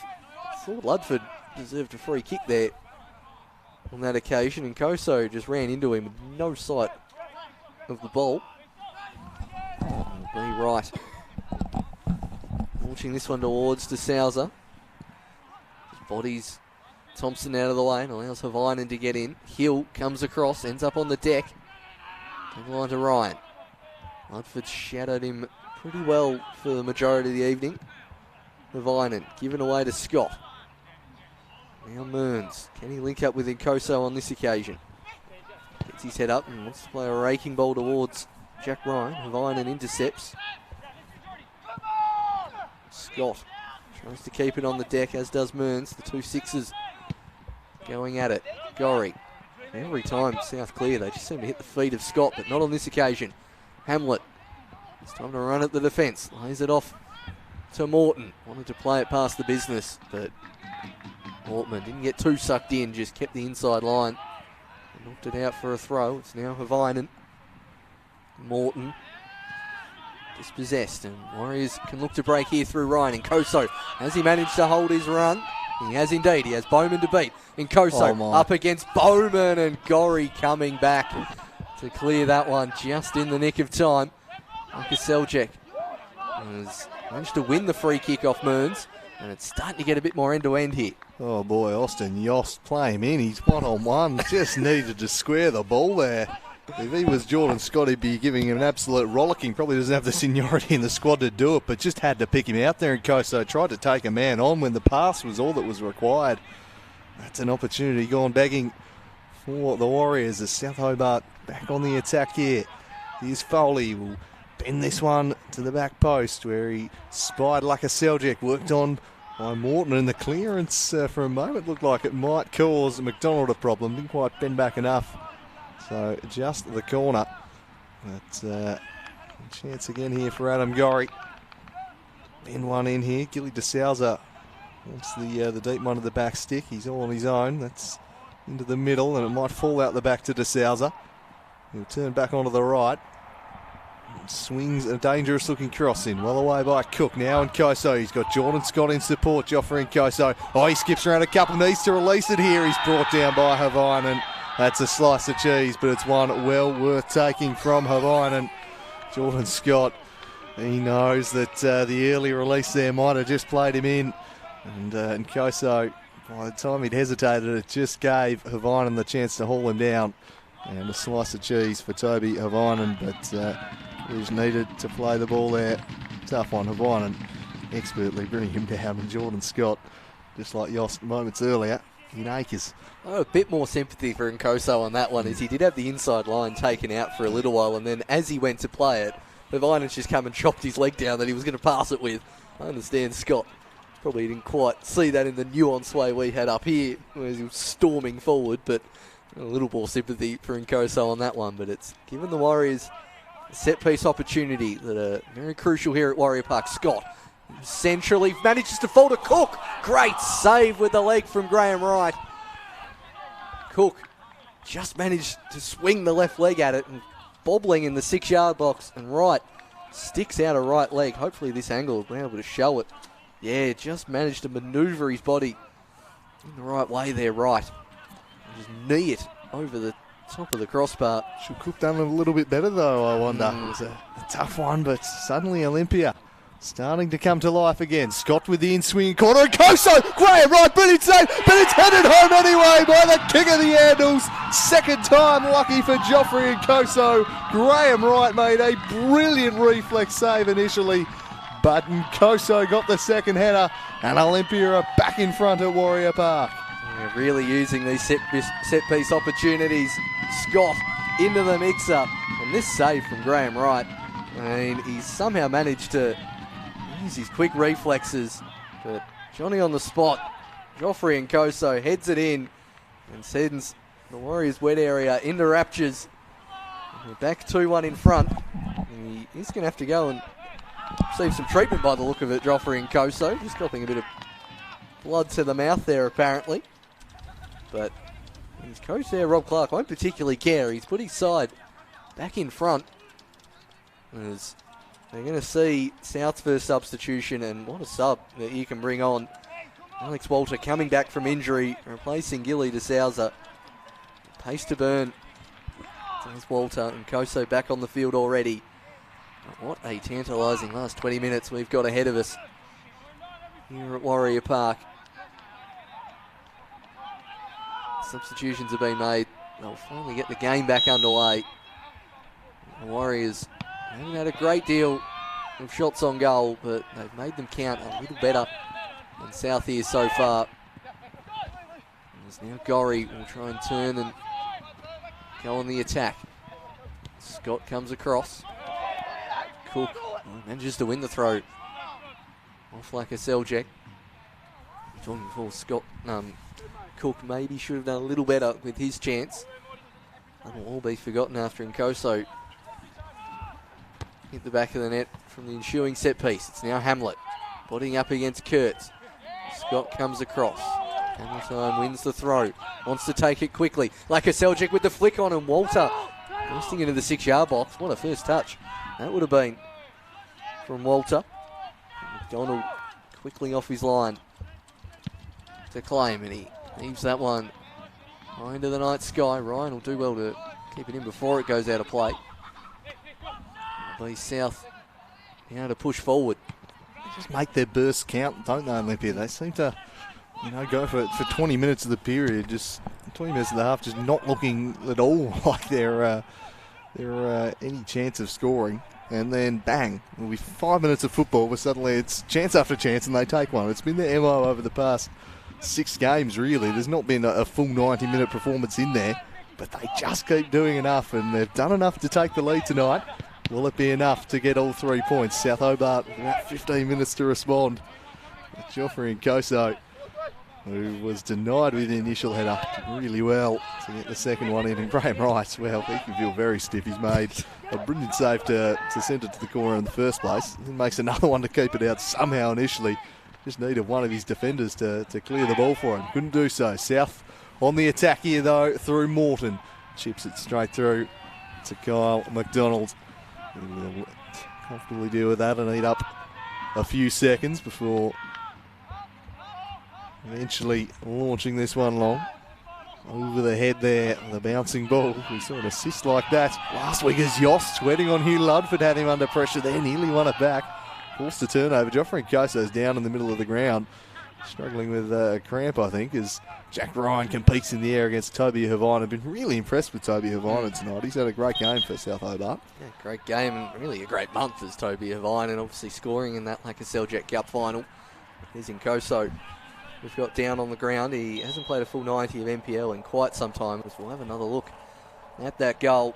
It was a point-blank save there from right, but it was in Koso. Ludford falling almost in slow motion to the deck, and in Koso manages to slot that one home. But the lack of 90-minute performance, it'll be really disappointing, Rob Clark, but it's what they've not done over the past 2 seasons, the Warriors, is just managed to grind out games. They've had games, particularly ones here at Warrior Park, where they've dominated possession and built up and haven't had that clinical sort of edge, and that's what they seem to have this season.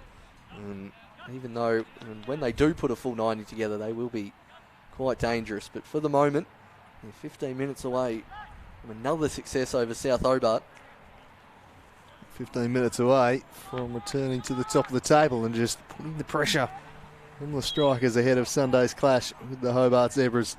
Not that seems to be impacting the strikers one iota the way they've been playing this year. They're just a winning machine right now, just grinding out the wins as this one's played there to Hamlet. Hamlet across to Laka Seljak, who swings across in, but it's over the top. Perhaps grinding the wrong word. The last couple have been downright dominant. And they've smashed South Hobart. They've smashed Launceston City. If anything, their form is peaking at the moment. So it's going to be a very tough game for the Zebras on Sunday. And, of course, next week up at Valley Road, when the Warriors travel up there, they're going to meet a very difficult opponent, that's for sure. Long in the Yost direction, floated over his head to Jack Ryan, falls into the path of Nick Mearns. Adam Gorry knew exactly what he wanted to do, couldn't stop it though. He turns onto the right, in the end lost his balance, and he's gone down with cramp as well. So a few Warriors just struggling out there for the time being. Havine forecast that a little. Scott couldn't quite impact it. Well, one back by Cook, broke that move up, then turned into a little bit of trouble. Foley in there again. Yost did well to skip free. Out the back it falls to Alex Walter, who's just snuck on, so I must have missed that one. So that's definitely Walter who's come on, so that must have been that stoppage we did call it ago. I did narrate the whole thing. Well, I was busy typing. Yeah, My clearly. apologies. No, that's completely fine. You're a multitasker, unlike myself. They did come on, did Alex Walter. Certainly didn't type that though. I was just looking over your shoulder to see who else Olympia had on their team sheet on the subs bench, and with the amount of players going down with cramp, I'd be shocked if postman Warren Wadawu didn't come on at some point. If the one of Koso or Mearns, or if anyone else, Touchwood, has any other injury concerns. Now Morton battling against Scott, gets the ball in. This time does Morton, but it goes over the head of Walter. Out for a goal kick. So 12 minutes left for the Warriors to hold on. South with pretty much the youngsters left on their bench. Sampson, Juju and Tay Evans amongst them. Hamlet urging his players on to show a little bit more in going forward. McDonald gets that one in the Ryan direction, potting up against Farrell. He wins the flick on. As far as Havinen. Shipped over the top, Foley. Hamlet. Hill. Thompson stuck in a sandwich there as Morton goes battling away with Hill and concedes the foul. Hamlet wanted the advantage paid. A couple of Warrior shirts in his way who'd stopped. It's another set piece opportunity that as we've seen here tonight, are so crucial on a ground like Warrior Park. Absolutely. No Gilly DeSouza out here now, so Nick Morton, his name written all over this one. We'll see if he just stands this one up for the litany of bodies he's got in there, or maybe he might just try and catch McDonald out. He's a long way from home. Here's Morton. It surprised me if he went the drive low and see if there's any rebounds there for the players to follow up. So what's the approach? He does go that option. The shot straight down the throat of McDonald, who gathers that one comfortably. It's been good again tonight in the Warriors net. It was vital last week against the Glenorchy Knights, and first half save he made, looking like it might be an important one. South Hobart searching for an equaliser. Olympia looking to hold on, keep top spot. Another foul there against Cook. Gorry in a rush to take it. And everyone else getting forward, just Ludford and Bowman at the back. Bowman thought about, we saw an option short, maybe just get it rolling for Gorry, but he'll take it from a standstill. It's Gorry towards the back post. A spectacular acrobatic effort there from Walter. Ludford wants to find Morton. Is he offside? It may not matter as Gorry comes charging in. Burns wants to keep it in play. It goes back to Morton, who will take the throw for South. And goes to Gorry. Nice control. Tries to go the nutmeg on Yost. And this time Bowman comes in to clean up. Foley. Scott. Koso and Ludford underneath it. Falls to South's advantage. Like a Seljak. There's a player out wide. Should he go in that direction, and it's Morton cutting inside. Kurtz comes across. Well initially, but falls to the Morthog. Gorry looks up and goes towards the back post where Hill gets in front of Walter. Vinen. Hill goes charging in. Hamlet running into the box. Hammer time. He wanted a penalty, and he's got the foul just on the edge of the area. Yeah, Lucas Hill lying on the ground making challenges. It wouldn't be the first time Lucas got in trouble doing that in a big game. No! Not happy with that decision at all is the Mountain. It's going to present another free kick opportunity here. Can we go a season without a Grosso reference? They stopped throwing it up like that. I mean, just beg for it. But Gorry and Morton over this one. It's South Hobart starting to push late. It's been similar in the first game they played here at Warrior Park. South came home with a strong final 15 minutes of that one to hold up the pressure. Darcy Street, it was the other way around. Nick Morton to take. He goes low, and in the end, stretching away was Lucas Hill with the shot block. He's just trying to test McDonald and see if he'd leave something there for someone on the doorstep of Vinen. Coughed it straight up on this occasion to Scott. Koso couldn't quite get to that one. Punch back into the middle. Oh, here's a chance here, opening for Koso. What? Really? Offside. I thought Bowman was playing him on comfortably. I'm initially shocked. We won't see it, but from up here, I thought Bowman was playing him onside. Ludford with a half-hearted appeal almost for offside. I thought he was well on. Anyway, long from Graham right here. Sends it to the back post. Dangerously, Lucas Hill clears out of his keeper. Wasn't sure that McDonald was coming, so puts it behind for a corner. Dangerous ball, that one. The clearing header from Kurtz right into the back of Walter's head. And there was Hamlet, as ever, lurking, just making an absolute nuisance of himself there. Knocking on the door here, South Hobart. Can the Warriors hold on? He swings it to the back post. Headed back into the mixer, but away by Scott. Bowman loops it back to Farrell. Helps it on its way, but there was Jack Ryan. And Copper has spotted something and just issuing a slice of cheese here. Finally. 83 minutes and Declan Foley finally has a slice of cheddar. Yeah, he was on the ground and sort of, I think, stuck his leg up in the air while Ryan was trying to head it, or at least that's what I'm pretty sure I thought. Yeah, I thought he was showing it to an Olympia player. Well, Olympia got the free kick, so yeah, that would seem odd. I was fairly sure that went to Declan Foley. If we could... maybe. Is it on replay? Who knows? I thought it was Foley. I think the foul was on Foley. Just didn't seem to be directing the card his way, which was a little bit weird. I thought it might have been for back chat or something. Oh, yeah, fair enough. There we are.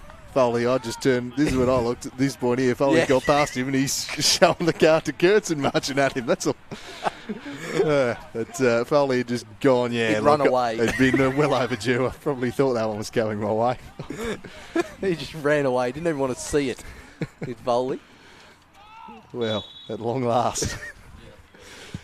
Probably could have had one after about 35 minutes to Foley, but gets it eventually, and the Warriors trying to keep possession for the last few minutes. They won't do it like that. Gorry trying to get the ball rolling through hammer time. Hamlet, Mearns.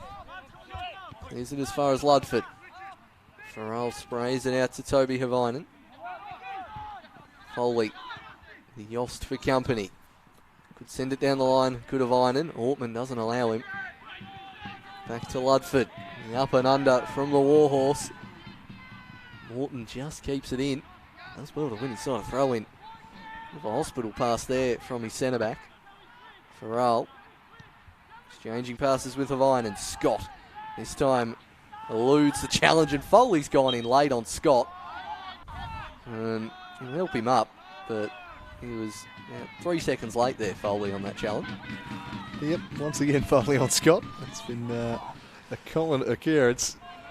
Jordan Scott, I'm very familiar with Foley. Probably wouldn't have seen a whole lot of him, I would have thought, beforehand. But you'll definitely be well acquainted with him after this one, as McDonald sends the long diagonal in the Ryan direction. Just ran under a little bit. Falls out the back, and the cross comes in towards Thompson. Away by Ludford. Ryan with strength just to bustle Morton off it. Still going Ryan. Took a clever touch and then a second clever touch. Thompson now span straight into Ludford. Yost coming through. Well done, Ludford. Just stuck with it and in the end saw the danger away. Here's Kurtz. He's been good tonight. The American in a couple of different roles. Punched away by Ludford, but there was Jordan Scott to recover it. Always looking to go forwards, but nothing on that occasion. So goes back Lucas Hill. Not sure he was aware Lucas Seljuk was coming. Back to Scott. And now recycles it to McDonald. Was worried about taking a bobble, so perhaps wisely just took a touch, but his distribution went straight onto the head of Alex Walter. And then rather sloppily done by Cook to see to throw in a dangerous spot, and the pressure will continue to be dialed up here. The French Falcon, Luke Farrell, plays the 1-2 with Gorry and then look to return it. Probably just overplaying it a little there. Right in Yost. Again, clears the area. Olympia look to hold on here. Under siege a little at the moment from South Hobart. Starting to turn the screws on them. It's a push in the back there from Jordan Scott, and he knows it. Just a little too handsy there on that occasion, and once again, a South Hobart set piece. Gorry and Morton have their eyes lighting up. I wouldn't be surprised if Morton runs away. Indeed, after those last couple, Gorry will say, I wouldn't mind a try at this one. And just wouldn't be a bad idea. Another low ball into the mixer, just for Hamlet or Morton to stick a toe out with the defence running back. We'll see what Adam Gorry can do from this set piece.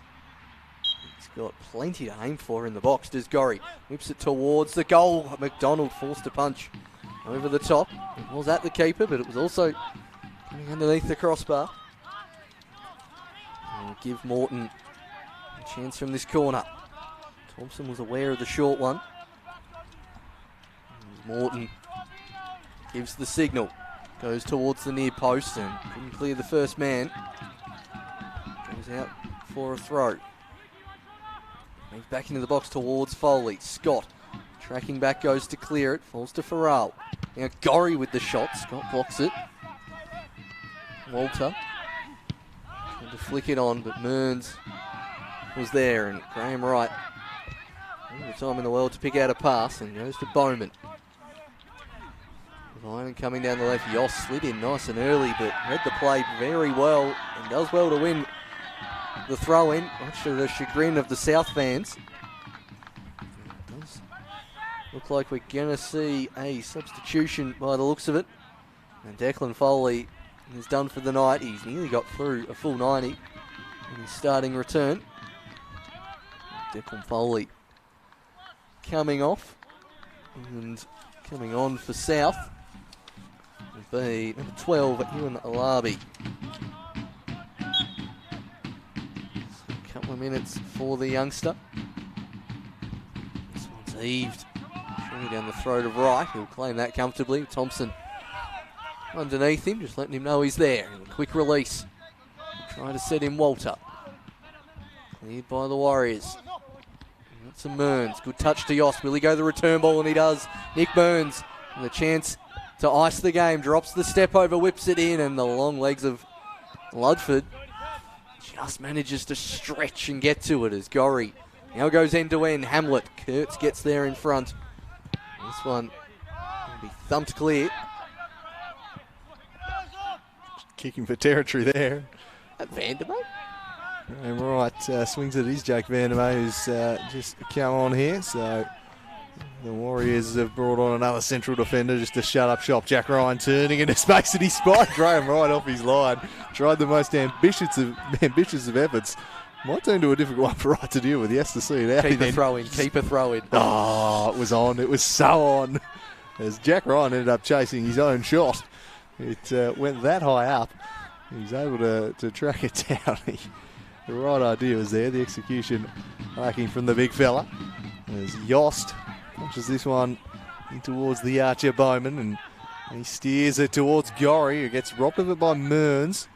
Pressured by Yost, he goes out to Ludford. Now Toby Havainen in some space. We're into stoppage time now. Here's Larby. Just worked off it by Yost. That was really good play. And Jack Ryan shows strength to hold it up as Ludford pressured him and Thompson just shanks it horribly off the side of the boot. And they had a bit of a chance just to run a fair bit of clock there and really go a long way to seeing this one out. But it's going to be South reloading through the Scotsman at the back. Long diagonal flicked on and Nick Morton's in behind here. Nick Morton, but there was Bay Kurtz. He's been excellent tonight. And once again, he uses his pace to get across and steer the danger away. It's going to be one last chance here for South Hobart, perhaps. Oh, sorry, it's a Brenton Copper gun. They might have 3 or 4 more. Yeah, who knows? 96 is about the average. Gorry. There's Larby. Back to Ludford, though. Look to swing it in from the other side through Toby Avinen. He's got time to do so here at the moment. Thompson eventually shuts him down. Probably need to take that opportunity just then. Ludford will do so on this occasion. Farrell flicks it on, nearly falls to Morton. Jumping and rising high, no foul given on either of those headers, and it might fall for the Warriors here. It's Yost. Ryan wants to stay on side, but he wasn't getting to that anyway. Right. Can look to reload. Hammer Time's trying to peel off the shoulder. Goes in his direction. He just runs straight into Ortman. Scott will do well to win the throw and does so. Expertly done as we're going to see a slice of cheddar dished out here by Brenton Cropper. He's making his way slowly over to the victim. It's in the direction of the mountain. Yeah, Lucas Hill, I think. Yeah, definitely Lucas Hill. Giving him a bit of a talking to there. So, into the book goes the mountain. I assume that's for descent. Not so sure. Might have been something earlier in the play. Certainly, he's flailing about there from the big fella. What was that?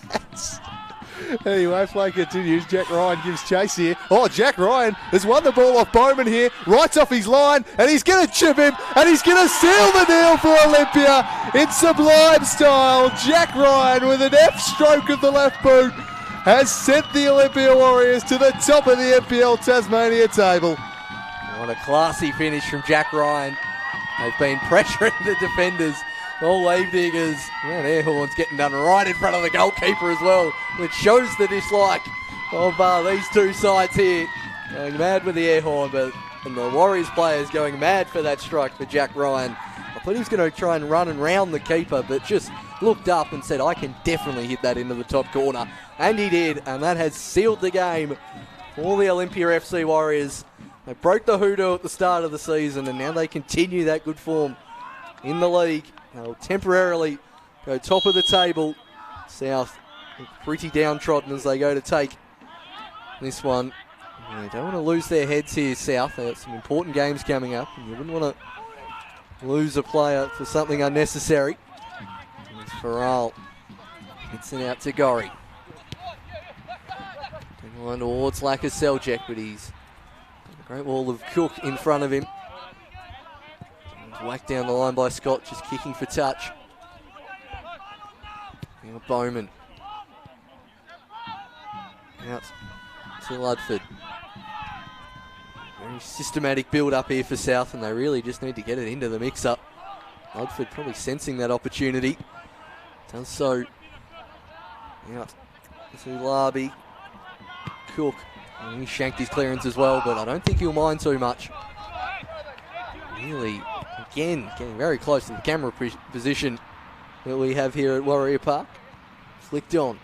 Cleared by Vandermeer. Over the head of Kurtz, and he'll shouts for that one and clears it. Ryan can't quite win this one. Down to Ludford. Bowman. South. Oh, beaten out again. Ryan is miles offside. And that one will fall through to right. He just puts his boot through it and launches it long towards Hamlet. Bit of a mismatch there against Hill. We did pretty well. Ortman forced into a tough situation. Defended it pretty nicely. Thompson arrives before Havainen. Lifts it over him, but he's going to run out of room. And again, I don't think it's going to matter too much. We've travelled over 95 minutes here. It's 3-1. The Warriors, again, they've not been setting the world on fire, but they just keep grinding out results. They just keep getting the wins. They keep the pressure on the Devonport Strikers. As all eyes will turn to KG5 on Sunday for what is now an even bigger game before they host Olympia next weekend up at Valley Road.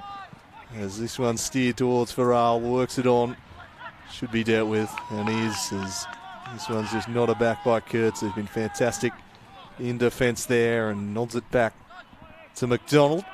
McDonald going long towards Mearns. And pitches inside. He's been pretty good as well tonight, Nick Mearns. Made things happen for his team. He scored an absolute weldy in the first minute of this half when he rattled the crossbar. But they're good when he's been able to get on the ball. So once again, they've just taken their chances, this Warriors team. Going to get the win. 7-game winning streak. Will they finally this weekend be able to make up some ground on Devonport is the question. Because they've upheld their end of the bargain once again on Friday night at Warrior Park. They take the spoils and move back to the summit. And as we've said, all eyes now will turn to KG5 on Sunday. And the Hobart Zebras host the Devonport Strikers Olympia. They just keep getting the job done, Paul. Yeah, they certainly do. That's how you win leagues. They're a marathon, not a sprint, and they keep grinding them out. Well, the first goal, look, it was the only shot they had in the first half, but they took it. There was deflections all around in the box, but Malungala, who eventually came off with an injury, got the Warriors underway. And then South had a pretty good spell ending the first half into the second, and they were on level terms. Mearns, was that a foul? Was it not? If they didn't end up winning this one, the Warriors, there would have been plenty of question marks over that one. As what they did from that ensuing set piece. It was Morton going towards the back post. The Warriors defence switching off, and Lacus Seljack somehow stretching his leg to hit that one into the back of the net. And then at 1-1, it looked like South had the running. And then a great save from right here. It's not enough to prevent Nkoso slotting home. And then a pretty even Stevens after that, and it was Ryan who expertly put the sealer on. Nkoso getting back on the score sheet. I mean, he's returned to NPL action. And have a look at that Ryan goal. It's a thumped clearance. Bowman thought he had his bearings there. And Ryan just sized the keeper up, chips him delicately into the back post. And didn't the Warriors players love it? Once again, it's the Warriors getting the job done. Once again, it's Jordan Scott thoroughly loving life. The man gives it plenty, and that's what we love about him. He had a fierce battle tonight there with Foley, and once again, it's his side who come out on top. So that's all from us here at Warrior Park this evening. We hope you've enjoyed the call and enjoyed the game as Olympia move back to the top of the NPL Tasmania table.